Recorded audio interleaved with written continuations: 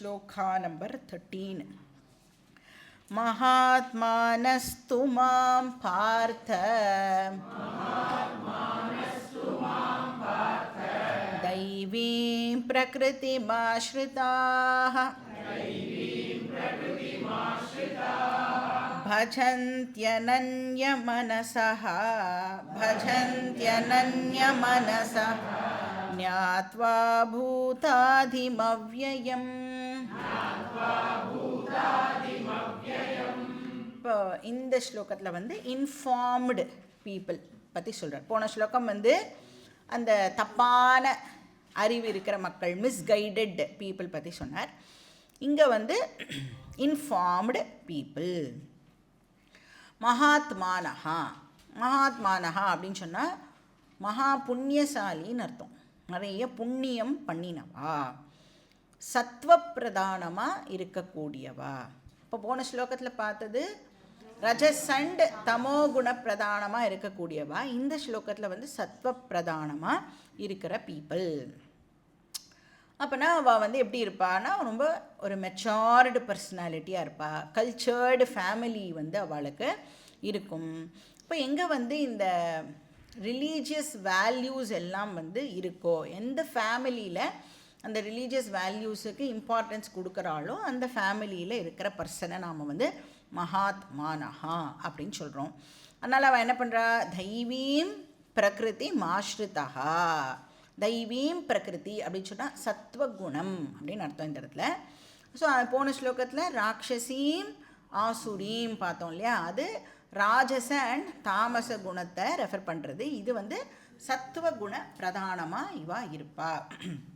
அப்படின்னா பஞ்சமகா யஜ்யங்கள் எல்லாம் வந்து கம்பல்சரியாக அவள் பண்ணிட்டு இருப்பா. ஒரு தார்மீகமான வாழ்க்கையை வாழற ஒரு பர்சனாக இருப்பா.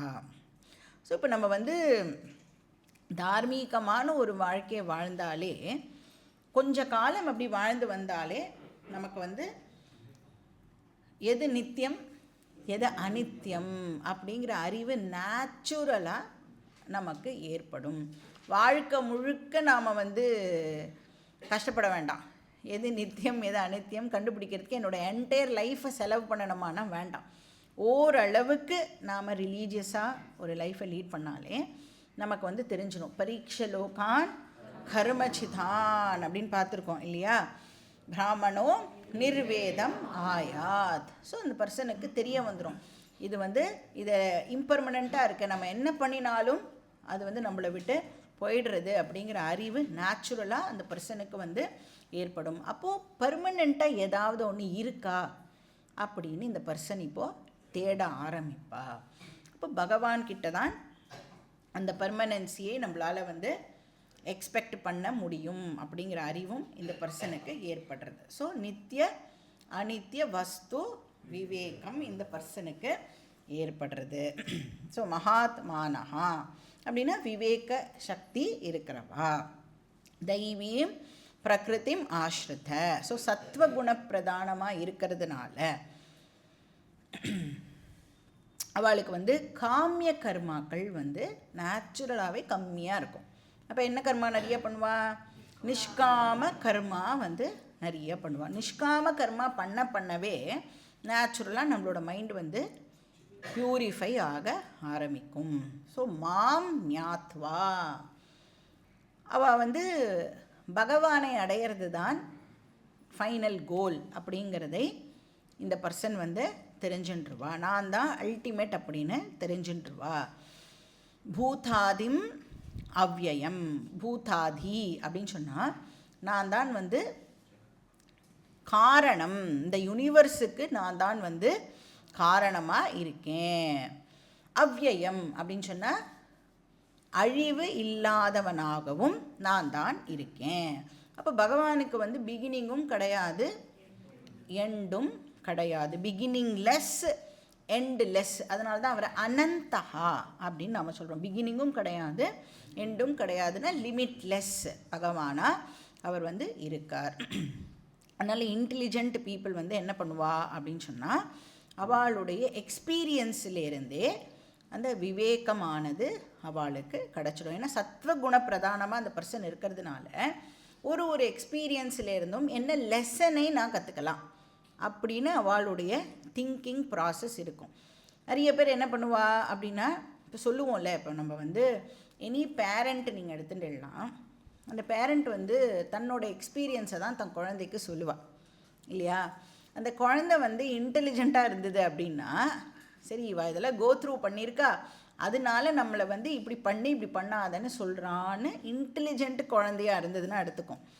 இல்லைன்னா என்ன சொல்லும், இந்த ஏஜில் நீ இப்படி இருந்தியா? இல்லைல்ல, நான் எப்படி இப்போ இருக்கேனோ அப்படி தானே நீயும் இருந்த, என்னை மட்டும் ஏன் இப்படி இருக்கணும்னு நீ எதிர்பார்க்கிற? ஸோ அது வந்து அன்இன்டெலிஜென்ட் குழந்தை அப்படின்னு புரிஞ்சுட்டு நம்ம வேலையை நாம் வந்து பார்க்க வேண்டியது தான். அப்போது அடுத்தவாளுடைய எக்ஸ்பீரியன்ஸ்லேருந்தும் லெசனை கற்றுக்கலாம், நம்மளோட வாழ்க்கையோட எக்ஸ்பீரியன்ஸ்லேருந்தும் லெசனை கற்றுக்கலாம். ஒருத்தர் 50 வருஷம் வாழ்ந்து இதுதான்ப்பா அப்படின்னு நமக்கு சொன்னால், நம்ம 25 வருஷம் தான் வாழ்ந்துருக்கோன்னா 75 இயர்ஸ் எக்ஸ்பீரியன்ஸ் இது, 25 + 50 அப்படி எடுத்துக்கணும். ஆனால் என்ன பண்ணுவோம், இல்லை பரவாயில்ல, நானும் அந்த 50 வருஷம் வாழ்ந்து அதிலேருந்து பட்டு தெரிஞ்சுக்கிறேன் அப்படின்னு சொன்னால் ஒன்றும் பண்ண முடியாது. பிராரப்தம் பலவத்து. ஸோ ஞாத்வா அவ்யயம் பூதாதிம் பஜந்தி. பஜந்தினா அவள் வந்து என்னை சரண்டர் பண்ணுறா, என்கிட்ட சரணாகதி பண்ணுறா. எப்படி? அனன்ய மனசா. எப்படிப்பட்ட மனசு, எப்படிப்பட்ட மைண்டு? எந்த விதமான டிஸ்ட்ராக்ஷன்ஸும் இல்லாத மைண்டோடு அவள் வந்து என்னை சரணாகதி பண்ணுறா. அப்போ அவளுக்கு மோட்சம் அடையிறது அவளுடைய ப்ரைமரி கோலாக இருக்கும். தர்ம அர்த்த காம இப்போ என்ன ஆகிடும் அப்படின்னா செகண்டரி கோலாக அதை வந்து வச்சுப்பா. ஸோ அதனால் பகவானை அடையிறத வந்து ப்ரைமரி கோலாக இருக்கிறதுனால அனன்ய மனசா அப்படின்னு சொன்னால் அந்த விவசாயாத்மிகா புத்திஹி அப்படின்னு நாம் பார்த்தோம். ஏகேக குருநந்தன அந்த மாதிரியான ஒரு ஒன் பாயிண்டட்னஸ் ஓட இருக்கிற மைண்டு அவளுக்கு இருக்கும். அவ்யபிச்சாரிணி பக்தி அப்படின்னு பின்னாடி பகவான் வந்து சொல்லுவார். அன்டிஸ்ட்ராக்டட். அனன்ய அப்படின்னு சொன்னால் வேறு எந்த விதமான அதர் தாட்ஸும் இல்லாத அப்படின்னு அர்த்தம்.